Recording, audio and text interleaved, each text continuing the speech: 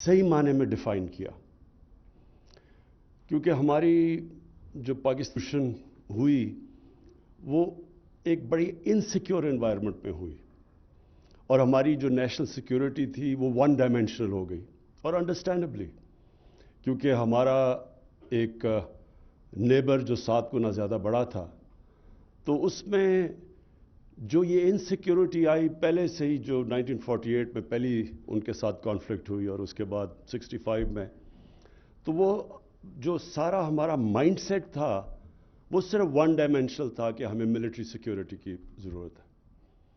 और यहाँ मैं आज ज़रूर अपनी सिक्योरिटी फोर्सेस को खराज तहसीन पेश करूँगा कि इसके बावजूद कि हमारी बड़ी थ्रेट थी और बड़ा मुल्क था उनका, जिस तरह उन्होंने हमें सिक्योर रखा।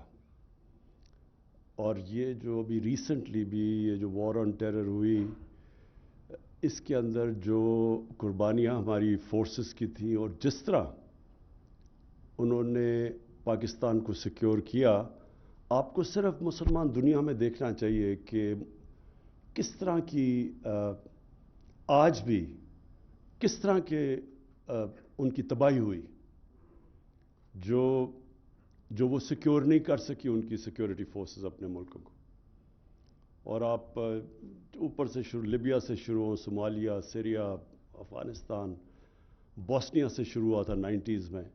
तो हम आज बड़े खुशकिस्मत हैं कि हमारे पास डिसिप्लिन्ड और वेल ट्रेन्ड सिक्योरिटी फोर्सेस थी जिन्होंने हमें सिक्योर रखा।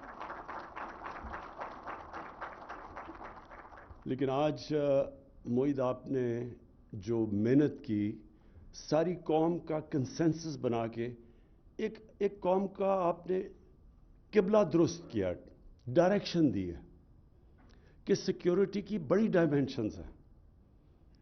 और अगर सिर्फ वन डायमेंशनल हो तो हमारे सामने सोवियत यूनियन का एक मिसाल है कि दुनिया की सबसे तकड़ी फोर्सेस भी एक सोवियत यूनियन को इकट्ठा ना रख सकी। तो ये जो आपने एक ऑल इनकम्पसिंग मल्टी डायमेंशनल जो सिक्योरिटी पॉलिसी दी है, ये अब हमारी सारी कोशिश है कि जो हमारी सारी गवर्नमेंट है, पब्लिक है, वो सब एक डायरेक्शन में जाए। इकोनॉमी, अगर आपकी इकोनॉमी सही नहीं है तो आप अपने आप को सिक्योर देर तक कर ही नहीं सकते। अगर आपकी इकोनॉमी की ये हालात हैं कि हर थोड़ी देर के बाद आपको IMF के पास जाना पड़ता है, तो इसका मतलब आपकी सिक्योरिटी मुतासर होगी। और उसकी वजह क्या है कि कभी भी एक कोऑर्डिनेटेड नेशनल सिक्योरिटी का हमारा कॉन्सेप्ट नहीं आया। और इकोनॉमी के अंदर भी कभी भी ये समझ नहीं आई कि हमने अपने आप को इकोनॉमिकली सिक्योर करना कैसे। ग्रोथ रेट हमारी ऊपर जाती थी, करंट अकाउंट डेफिसिट हो जाता था। करंट अकाउंट डेफिसिट होता था, रुपए पे प्रेशर पड़ जाता था। रुपए जब नीचे जाता था, IMF के पास जाना पड़ जाता था। और जब भी आप IMF के पास जाते हैं, IMF के पास इसलिए जाते हैं कि आप मजबूर हैं to go to the bank for the last resort. जो आखिर में आपकी मदद करने वाला है वो IMF रह जाता है, जो सबसे सस्ते कर्जे देता है आपको। तो आपकी मजबूरी हो जाती है, लेकिन उनकी आपको शराइत माननी पड़ती है। और जब आप शराइत उनकी जो मानते हैं, तो फिर आपका कहीं ना कहीं आपकी सिक्योरिटी कॉम्प्रोमाइज़ होती है। सिक्योरिटी नॉट नेसेसरली आपकी जो सिक्योरिटी फोर्सेस हैं, सिक्योरिटी मीनिंग कि आपके लोगों के ऊपर आपको बोझ डालना पड़ता है। और जो आपकी सबसे बड़ी सिक्योरिटी होती है, जब आपकी अवाम आपके साथ खड़ी हो जाती है, वो एक्चुअल आपकी सिक्योरिटी है। जब आपकी अवाम स्टेक होल्डर्स बन जाती है एक मुल्क को बचाने के लिए। तो इसलिए ये जो कॉन्सेप्ट अब आपने दिया है इंक्लूसिव ग्रोथ का, कि हम जब तक एक कौम बाहसियत कौम डेवलप नहीं होंगे, हम अगर एक ही सेक्शन डेवलप हो जाएगा या कॉन्सेप्ट अमीर हो जाए और आम लोगों की ज़िंदगियों में फ़र्क ना पड़े, वो कौम हमेशा इनसिक्योर रहेगी। सिक्योरिटी तब होती है جب ایک انکلوسیو ڈیولپمنٹ سب سمجھتے ہیں کہ ہم اس قوم کا حصہ ہیں، تو یہ جو آپ کا جو کانسیپٹ ہے انکلوسیو گروتھ کا، یہی جب میں مدینہ کی ریاست کی بات کرتا ہوں تو وہ پہلی دفعہ یہ کانسیپٹ آیا تھا انکلوسیو گروتھ کا. انہوں پہلی دفعہ دنیا کی تاریخ میں فیصلہ کیا گیا کہ ہر کمزور طبقے کی اسٹیٹ ذمہ داری لے گی. جو کانسیپٹ ویلفیئر اسٹیٹ کا آج ہے، جو میں سمجھتا ہوں کہ اسکینڈینیوین ملکوں میں، دنیا میں اگر وہ اسلامک کانسیپٹ ہے ویلفیئر کا، وہ سب سے زیادہ جو میں نے دنیا دیکھی ہے اسکینڈینیویا میں ہے. ہر طرح ایک ریاست اپنے کمزور طبقے کی ذمہ داری لیتی ہے، وہ پھر اسٹیک ہولڈر بن جاتا ہے اس ریاست کو بچانے کے لیے، وہ اصل فورس بن جاتا ہے. ہر شہری پھر اس ریاست کو بچانے کی کوشش کرتا ہے. آپ اگر انکلوسیو اسٹیٹ کا دیکھنا چاہتے ہیں سیکیورٹی اور انسیکیورٹی، تو صرف ہندوستان کی تاریخ دیکھ لیں.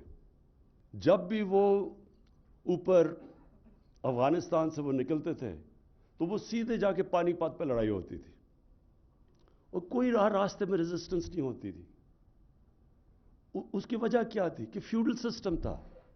فیوڈل سسٹم کا کیا مطلب ہے کہ اوپر جو بیٹھا ہوا ہے وہ اس کے پاس ساری طاقت ہے، وہ قانون سے اوپر ہے، وہ جو پیسہ سارا اوپر ہے، اور جو نچلا طبقہ ہے اس کا کوئی سٹیک نہیں ہے ریاست کے اندر، تو وہ جو مرضی اوپر آ جائے اس کو فرق ہی نہیں پڑتا تھا اس کی زندگی کو. لیکن جب یہ جو سارا قبائلی علاقہ افغانستان، یہ کیوں فرق تھا؟ کیونکہ ان کا ایک ڈیموکریٹک کلچر تھا. ان کی جو جرگہ سسٹم تھا وہ ایک ڈیموکریسی بھی تھی، اور وہ پھر وہ انصاف بھی دیتی تھی لوگوں کو.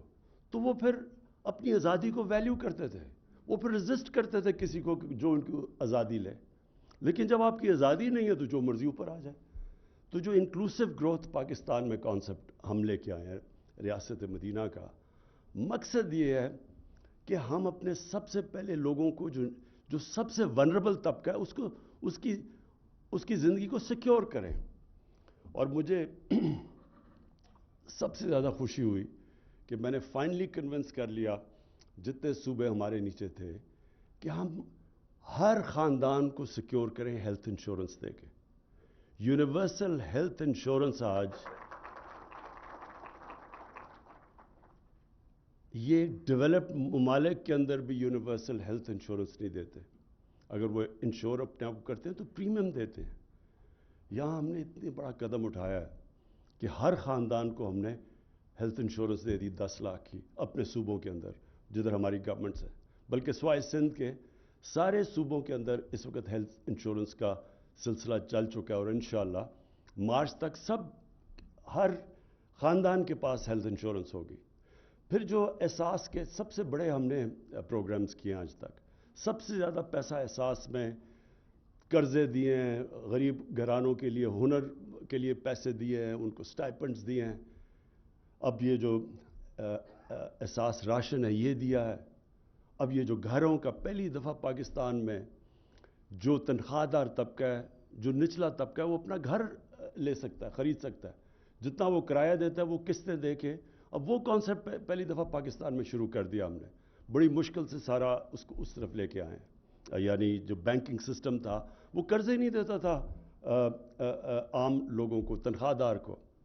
ہمارے میں پاکستان میں 0.2% مورگیج فائنینسنگ تھی.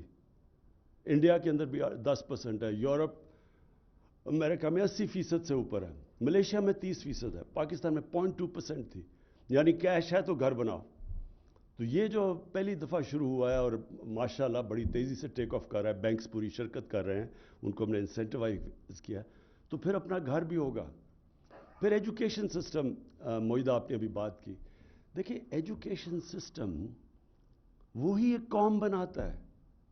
ہمارا ایجوکیشن سسٹم میں جو کلونیل ایجوکیشن سسٹم تھا، انگلش میڈیم، وہ تو تھوڑے سے لوگوں کو انہوں نے بنایا تھا جن کے ذریعے انہوں نے ساری ہندوستان کے اوپر حکومت کی تھی. تو وہ سسٹم بجائے ہم سنتھسائز کرتے، ایک نیشنل کریکولم بناتے. 3 ٹیئر سسٹم آ گیا، ایک انگلش میڈیم، پھر اردو میڈیم، اور پھر دینی مدرسے. 3 پیرل سسٹم چلنے شروع ہو گئے پاکستان میں. اس کے بڑے کانسیکوینسز ہیں سوسائٹی. کبھی بھی سوسائٹی کے اندر اس طرح کی آپ 3 ٹیئرڈ سسٹم نہیں کرتے, اور اس کے اندر بھی کلاس آ گئی. سب سے پیسے والے اوپر, اس کے بعد نچلے, اور پھر جو سب سے ڈپرائیوڈ قیدوا تھے وہ تیسرے ٹیئر میں چلے گئے. اس کے بڑے کانسیکوینسز ہیں. 25-26 لاکھ بچے دینی مدرسے میں, کوئی 3.25 کروڑ بچے اس میں اردو میڈیم میں, اور 8 لاکھ بچے انگلش میڈیم میں. تو یہ سسٹم ایک تو اس بالکل ناانصافی کے اوپر بلٹ ہے. ہم ایجوکیشن اپارٹھائڈ پیدا کر رہے ہیں, پھر 3 ڈفرینٹ کلچر بنا رہے ہیں. قومیت کیسے آئے, ایک ملک ایک طرف کیسے جائے؟ تو پہلی دفعہ اور بڑی مشکلوں سے ہم نے ایک نیشنل کریکولم کلاس 5 تک لے کے آئے ہیں کہ اس کور سلیبس, کور کریکولم سب کے لیے ایک ہی ہے کلاس 5 تک, اور اس کے بعد انشاءاللہ اوپر لے کے جائیں گے. جو چیلنج ہے پاکستان کا وہ ہے رول آف لا. یہ کوئی بھی دنیا کا آپ ملک دیکھ لیں, وہ خوشحال ہو ہی نہیں سکتا رول آف لا کے بغیر. دنیا کی تاریخ اٹھا کے دیکھ لیں. رومنز جب سب سے دنیا کے اوپر ان کا جب ایمپائر تھا تو رومن لاز تھے, باقیوں کو وہ باربیرینز کہتے تھے. جس طرح آج ہم بنانا ریپبلکس کہتے ہیں. بنانا ریپبلک کیا ہے؟ اس لیے تو غریب نہیں ہے کہ ان کی وسائل کی کمی ہے, اس لیے کہ ان کے رول آف لا نہیں ہے.